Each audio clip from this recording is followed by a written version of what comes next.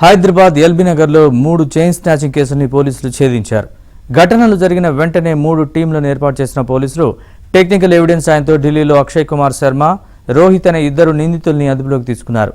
Akshay, రోహిత్పై Delhi, Maharashtra, నాగ్పూర్లో 34, Malkajgiri commissionerate పరిధిలో 9 కేసులు ఉన్నాయి.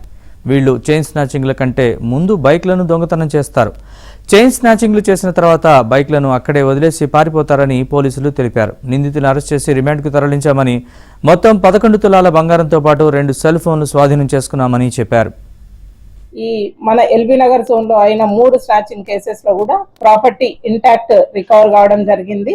అండ్ వాళ్ళిద్దరిని ఇవాళ అరెస్ట్ చూపించడం జరుగుతుంది.